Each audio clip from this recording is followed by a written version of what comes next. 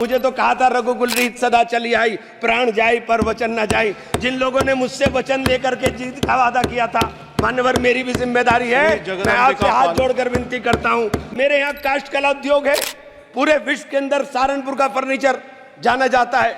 हमारे यहाँ 1500 करोड़ का कारोबार होता था, लेकिन 1500 करोड़ का कारोबार घट करके 800 करोड़ पर आ गया मान्यवर। जब 800 मान्यवर 55 करोड़ भारतीयों को आयुष्मान योजना में पात्रता थी। 25,000 जन औषधि केंद्र खोले जा रहे हैं और 10 वर्ष से ऊपर के नागरिकों को भी प्रधानमंत्री आरोग्य योजना में पात्र बनाने का निर्णय लिया गया।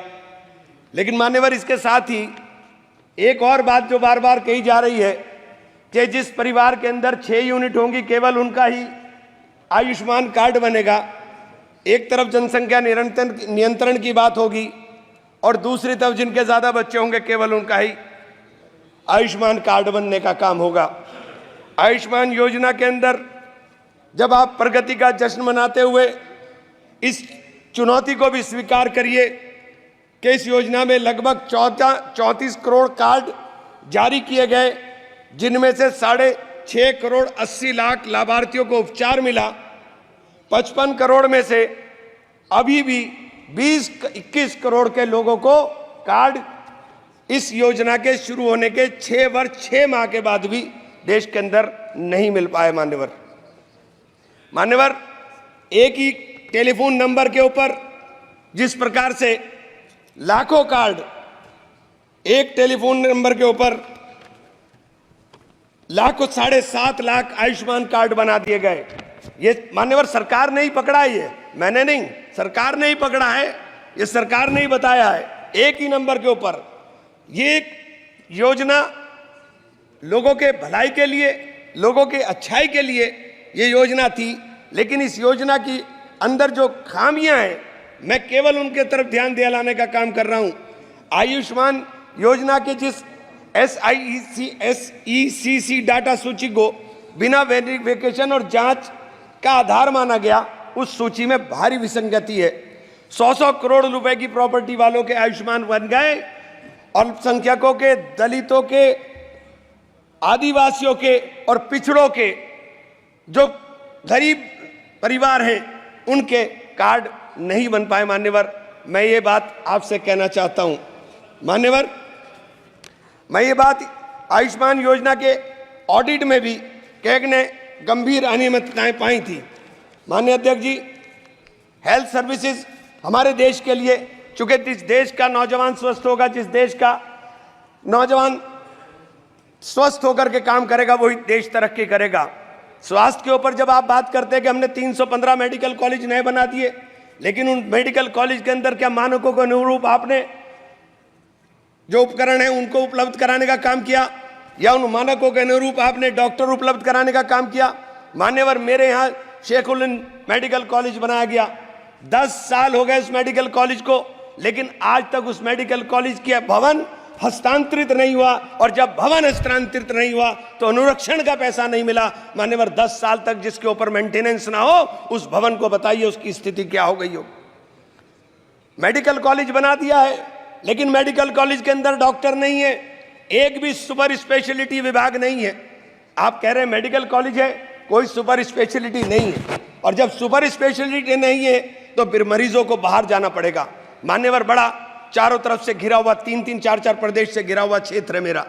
जब मेरे जैसे क्षेत्र जो समृद्ध क्षेत्रों के अंदर भी लगता है, वहां पर उस मेडिकल कॉलेज का, सरकारी मेडिकल राजकीय मेडिकल कॉलेज का ये हाल है, तो देश के अंदर क्या होगा? मान्यवर इस तरफ ध्यान देने की जरूरत है। इसी प्रकार से आपने विश्वविद्यालय का है, विश्वविद्यालय मेरे माशा कुमरी विश्वविद्यालय खोला गया, 4 साल हो गए, लेकिन आज तक शैक्षणिक सत्र पूरा तरीके से स्टार्ट नहीं हो पाया। मान्यवर पूरी बिल्डिंग आज तक नहीं बन पाई। मान्यवर पूरा पैसा नहीं मिल पाया। आपके केंद्रीय विश्वविद्यालयों में जिस प्रकार के 45 केंद्रीय विश्वविद्यालयों में 30% से अधिक शिक्षण पद खाली पड़े हुए। मान्यवर 30% से अधिक। AMU एक बहुत बड़ा शिक्षण संस्थान है, जहां शिक्षकों का अभाव है, उसका फंड लगातार काटा जा रहा है। किशनगंज के अंदर उसकी जो ब्रांच थी, वो ब्रांच ऑलमोस्ट बंद होने के कगार पर आ गई। मान्यवर, इन संस्थाओं से गरीबों के बच्चे पढ़कर निकल रहे हैं।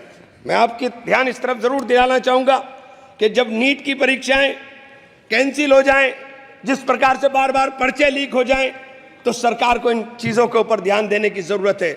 मान्यवर, देश का नौजवान आज परेशान है, चाहे वो अग्निवीर के नाम पर हो, चाहे वो नीट के नाम पर हो, और चाहे वो उद्योग धंधों के नाम पर हो। जब आप उद्योग धंधों की बात करते हैं, आप कहते हैं कि हमारी सरकार 5 ट्रिलियन इकोनॉमी की तरफ जा रही है, लेकिन मान्यवर ये नहीं बताने का काम करते कि 5 ट्रिलियन इकोनॉमी के लिए 10% से अधिक की ग्रोथ रेट चाहिए।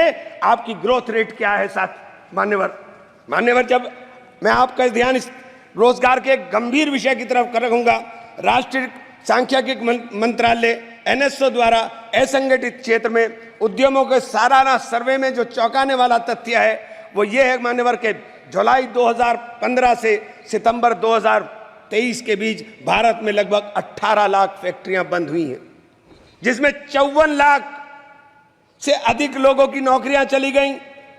विनिर्माण क्षेत्र में असंगठित फैक्ट्रियों की संख्या 157 लाख से घटकर 178.2 रह गई, जो 9.3% गिरावट है।